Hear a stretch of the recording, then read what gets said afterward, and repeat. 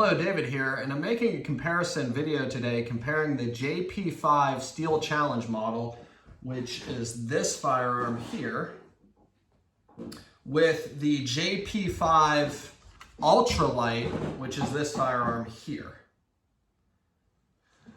To start with, I want to just cut to the chase and let anybody watching this know my ultimate opinion. My ultimate opinion, specifically for USPSA use, is that the JP5 Ultralight, in my opinion, is far superior to the JP5 Steel Challenge model. And I'm going to talk in depth why that is.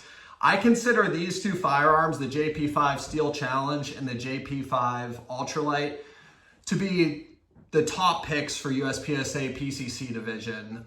The only other competitor that I would consider a contender would be the Mean Arms Maul Upper, and I actually have one of those on order. I did shoot one, and I am going to make a comparison ultimately of these two guns to the Mean Arms Maul Upper, but unfortunately I do not have that yet to compare it to.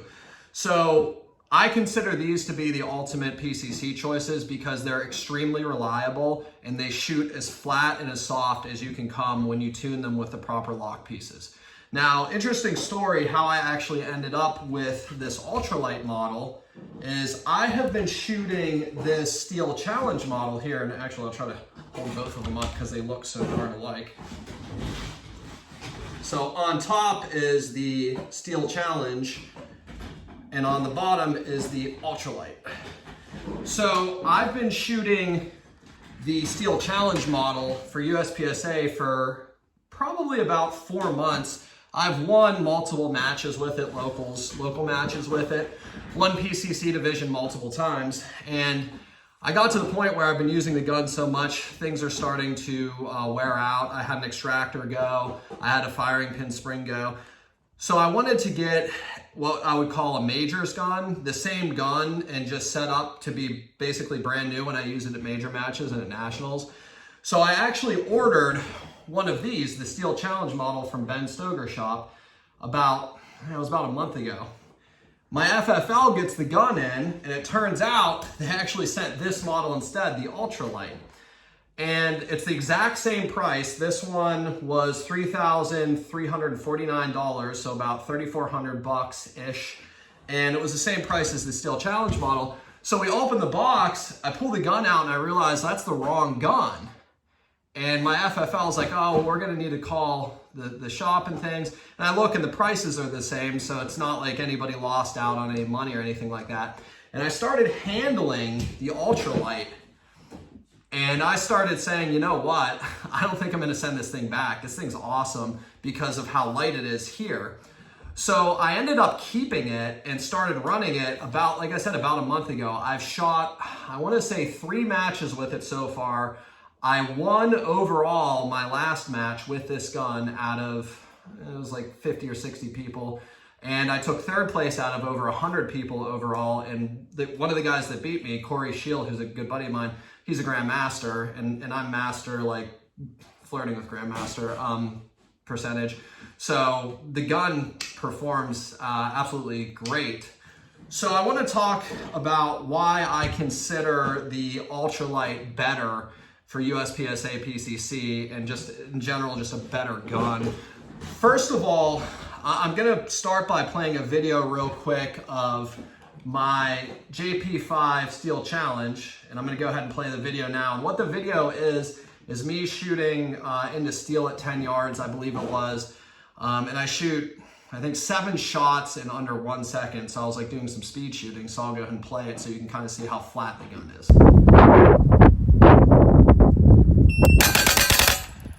So as you can see in the video, this gun, the Steel Challenge model, is extremely flat. Very, very little dot bounce. It's a very flat, great shooting gun. Next, I'm going to play a video of me shooting the Steel Challenge model, or excuse me, the Ultralight, the new gun, at a match last weekend. And this was a match I took 3rd overall, and it was a classifier. I don't remember which classifier it was, but it was like a high master, like low GM run. So I'll go ahead and play that now so you can see the difference. Stand by.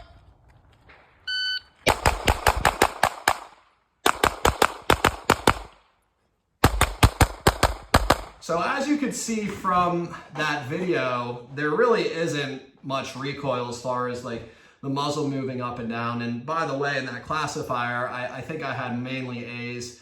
I did drop 1D, which sucked because that would have been like a higher GM run other than that 1D, I think. But regardless, you can see how flat the gun is and how it transitions. So that was the ultralight model that I've been shooting for about a month. So I have this model here, the Steel Challenge. I have about 10,000 rounds through this gun. In the ultralight, I have about 2,000 rounds through it. And I put 2,000 rounds through this pretty fast in like the last 2 or 3 weeks, trying to get accustomed to the firearm. Why do I believe that this ultralight is so much better? Let's talk about the differences. And interestingly enough, these are the exact same firearms. I even have the Geisley 3-gun trigger. I'm running an EOTech. So these are clones of each other. I have a Taylor Freelance Magwell. And by the way, this Taylor Freelance Magwell is awesome with the MBX mags. I'll play a quick video of me reloading. I can reload like consistently in under 1 second with these. I'll play that. As you can see in that video, I reloaded in like a 78, which was bananas. The target was only 3 yards away, so I don't have a sight picture. But I can reload sub 1 second with these setups. And the setup for the magazine and magwell, by the way, is an MBX mag that holds 41, and then the Taylor Freelance JP5 magwell. It's really good. So these are the exact same firearms with one difference, only one difference. The Steel Challenge model has a 14.5-inch barrel with a pinned, welded titanium compensator on it. So the barrel goes the whole way to here. The Ultralight has a 6-inch barrel, which goes to about right there. And the rest of the barrel here is a shroud. I think it's a titanium or an aluminum shroud. It's very, very light. So this part here, that is not a comp. That's a barrel shroud. That's all it is. So the barrel only goes to here. The reason why I believe this gun is so much better in one regard, because of the difference. And that's the only difference between this firearm and this firearm is the barrel length. Now, because this has a pin welded shroud, it's still considered a rifle under the NFA. So I could fly with the gun. I'm going to be able to take it to nationals this year in Utah. So the reason that's the big difference is the barrel shroud. So basically, why it's so much better, in my opinion, is transitions. So I can transition very, very, very quickly with the Ultralight versus the Steel Challenge. Why? Because I'm cutting out about a pound of material right here. And when you cut out material that's that far away from your body, that's way out there, imagine like holding a weight out here, a 2-pound weight versus a 1-pound weight. It's going to be a lot easier to swing, to stop quickly, and so forth. So I found that my transition times with the Ultralight model have gone up. I've also found, interestingly enough, now this is subjective, I believe that the Ultralight shoots softer than the Steel Challenge. And I'm running the Ultralight with an 80-degree locker, an 80% spring, and 147 grain zeroed ammunition. That's my sponsor, Zeroed Ammunition. So this, I believe, shoots softer, even though it's not comped. And the comp on this does very little to nothing. I believe it's a 9mm, it's not a 5.56. So I think it has something to do with the fact that you're actually holding the gun like out from where the barrel actually ends. And it does, to me, feel flatter and softer than this gun. Is it scientifically true? I have no clue, and I'm not sure you could measure that with science, maybe like a high-speed camera or something. But the Ultralight model, to me, feels softer and shoots softer. Now, with this model, the Steel Challenge model, I'm running the 70-degree locker in the 80% spring. So again, you would think maybe this would be flatter because it's got a longer barrel, it's got a compensator, it's got more weight out here. That is not what I've found. And again, these are clones of each other. I'm running Coda 13.5-inch carbon fiber handguards. Everything on these guns is identical. So weight distribution, all of that type of stuff, other than the barrels. So again, to recap, I do believe, and if I had to choose today what to buy, I strongly would recommend the JP5 Ultralight with a 6.5-inch barrel and barrel shroud over the JP5 Steel Challenge model. And furthermore, like if anybody's watching this trying to decide what to buy for PCC Division, I don't think there's anything better out there as far as a factory rifle goes. Exact setup, what I would recommend. I would strongly recommend the JP5 Ultralight, and I'd run the Geisley 3-gun trigger, 80-degree locker. You want to buy the 80. It comes with the 90. You want the 80. 80% spring. I like 147 grain zeroed ammunition. That's my little zeroed ammunition guy. 147 works great. They make 135 and, you know, whatever ammunition. And I have tuning videos about the JP5. It's a roller delayed blowback. Regardless, if I was going to buy one gun for USPSA PCC today, and again, I'm master level competitor. I'm like 0.5 off of GM right now.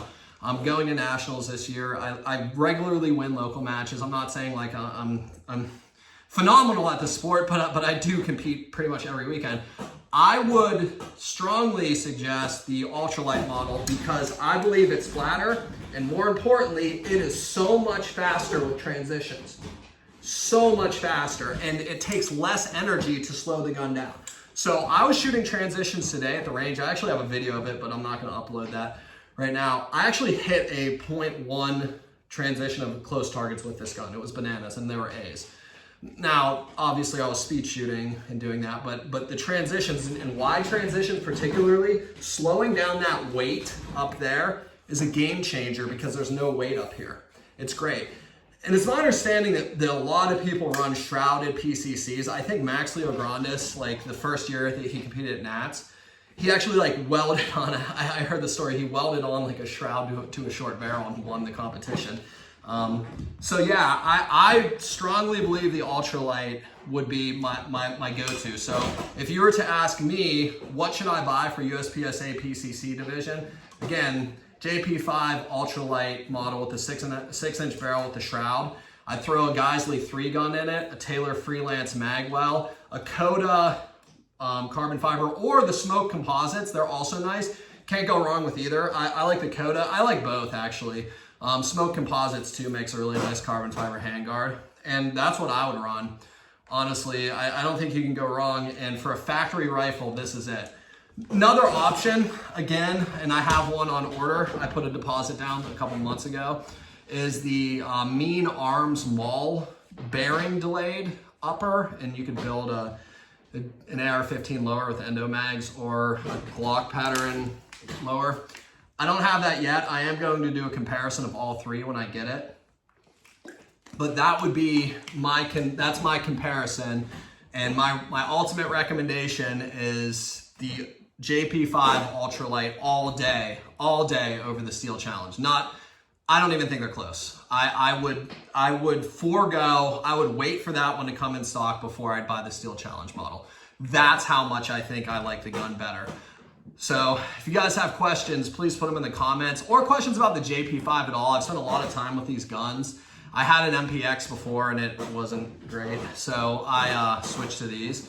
So feel free, any comments, questions, I'll answer them pretty quickly, or like questions about locking piece or combinations and things, I'd be happy to answer that. Thanks.